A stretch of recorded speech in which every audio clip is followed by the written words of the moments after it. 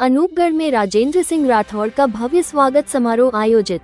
आज अनूपगढ़ में पूर्व परीक्षित नेता राजेंद्र सिंह राठौड़ का भव्य स्वागत किया। इस समारोह में बोलते हुए राठौड़ ने अनूपगढ़ पंचायत समिति की नई पंचायतों को गठन को लेकर उनका भव्य स्वागत किया गया। इस अवसर बोलते हुए राठौड़ ने कहा कि यूरिया की कोई किल्लत अब नहीं रहेगी। प्रेस वार्ता में राठौड़ ने कहा कि नए परिसीमन के बाद अनूपगढ़ को नए जिले की सौगात अनूपगढ़ दी जाएगी। आज सभी संगठनों ने अपने मांग पत्र सौंपे। आज की सभा में विभिन्न संगठनों ने उनको सम्मानित किया। आज उनके साथ निहाल चंद मेदवाल, भागीरथ शर्मा, पवन दुगल का अथक सहयोग रहा। वहीं घरसाना मंडी व अनूपगढ़ की विभिन्न पंचायतों ने राठौड़ का भव्य स्वागत किया गया। DL Saraswat, bureau, Anupgarh. पंचायत राज संस्थाएं और स्थानीय निकाय, इनका पुनर्सीमांकन नियमों के अनुसार, जन इच्छाओं के अनुसार, मानदंड और मापदंडों के अनुसार हुआ है। और मुख्यमंत्री भजनलाल जी ने शासन के विकेंद्रीकरण करने के लिए, क्योंकि संविधान के 75वें क्षेत्र में संशोधन के पश्चात पंचायत समितियां, जिला परिषद और ग्राम पंचायतों को पूर्णतः स्वायत्तता मिली, सीधा पैसा राज्य वित्त आयोग और केंद्रीय वित्त आयोग की सिफारिश पर उनके खाते में जाने लगा। इसलिए विकेंद्रीकरण करके छोटी ग्राम पंचायतें बनाकर विकास के नए पैमाने स्थापित करने का काम किया है। आपने देखा होगा पीछे सरकारों में जब प्रधानमंत्री सड़क योजना आई तो ग्राम पंचायत की प्रमुखता रखी। वसुंधरा राजे जी ने अपने कार्यकाल में अटल पथ से लेकर और हर ग्राम पंचायत पर सीनियर सेकेंडरी स्कूल हो। भैरव सिंह जी शेखावत ने अपने कार्यकाल में हर ग्राम पंचायत में पीने के पानी के खुद के स्रोत हो। मेरा कहने का मतलब है कि हर समय के अंदर सरकारों ने ग्राम पंचायत को केंद्र बिंदु मानते हुए विकास की कुछ आधारभूत संरचनाएं वहां तक पहुंचाने की जो संकल्पनाएं की थी, उसको साकार होने में अब और अवसर मिलेगा। ये अनूपगढ़, जहां सर्वाधिक राजस्थान की ग्राम पंचायत 24 ग्राम पंचायतें नई गठित हुई है, भूतों ने भविष्य है, यहाँ इन लोगों ने कल्पना भी नहीं थी। आज यहाँ आया हूँ।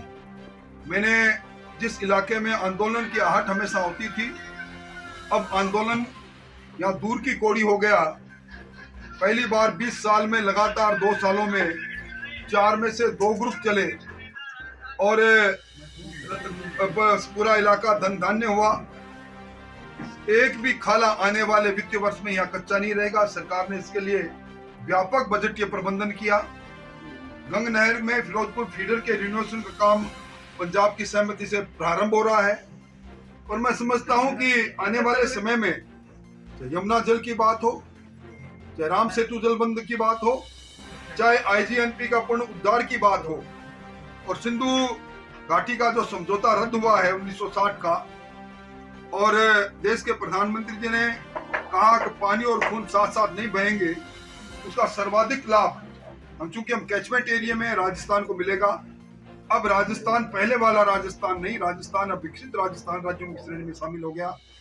राजस्थान की GDP बढ़ रही है, पर कैपिटा इनकम बढ़ रहा है, राजस्थान में इंफ्रास्ट्रक्चर बढ़ रहा है।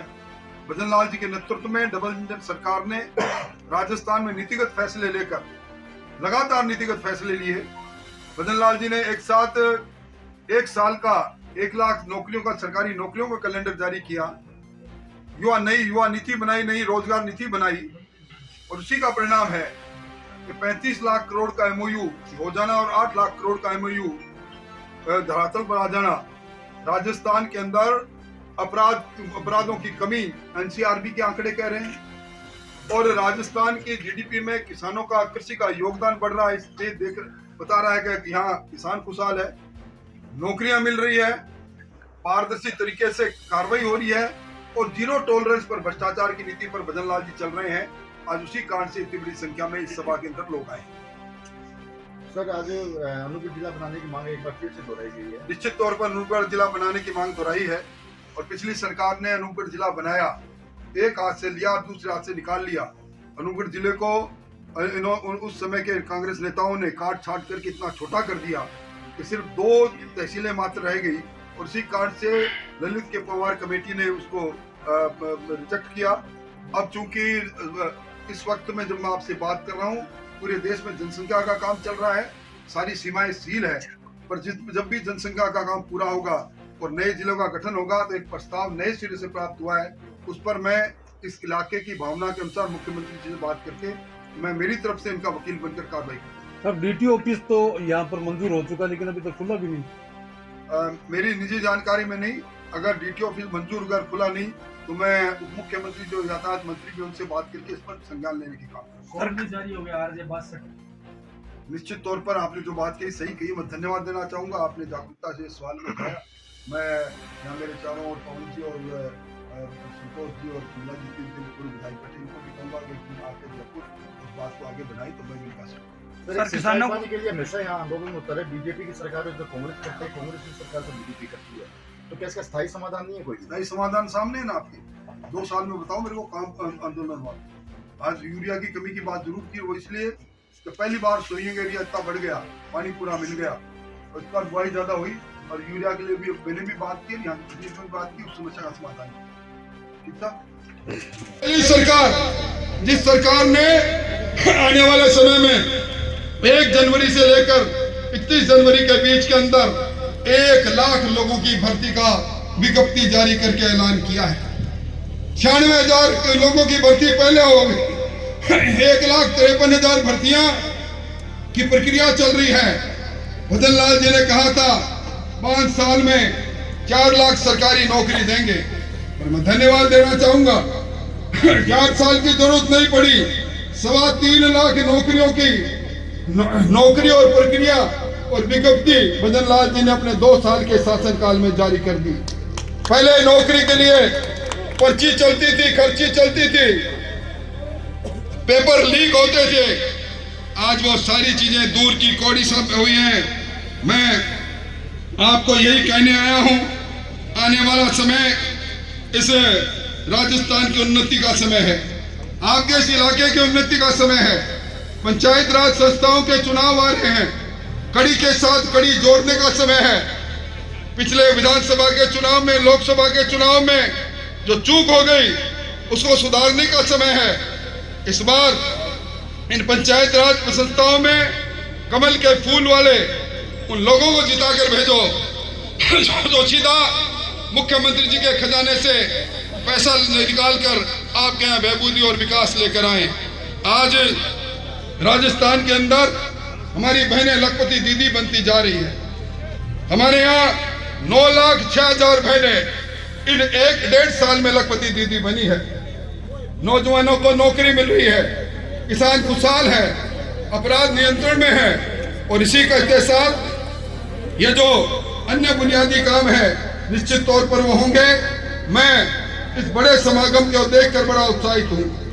मैंने मेरी जिंदगी में अनूपगढ़ के अंदर इतनी बड़ी सभा कभी होते नहीं देखा। जितने लोग यहाँ बैठे हैं, खड़े हैं, उन सबका आभार व्यक्त करता हुआ आपने जो मेरे प्रति, भजन लाल जी के प्रति, सरकार के प्रति, पवन जी के प्रति, निहाल और प्रियंका जी के प्रति, संतोष और शिमला के प्रति जो अपनत्व दिखाया, उसके लिए आभार व्यक्त करता हूँ। आपका ये प्यार ही हमारी सबसे बड़ी ताकत है। आप प्यार बनाए रखें, अपनत्व बनाए रखें। डबल इंजन की सरकार है। प्रधानमंत्री जी इस हिंदुस्तान को एक नया हिंदुस्तान बनाना चाहते हैं। हमारी अर्थव्यवस्था लगातार बढ़ती जा रही है।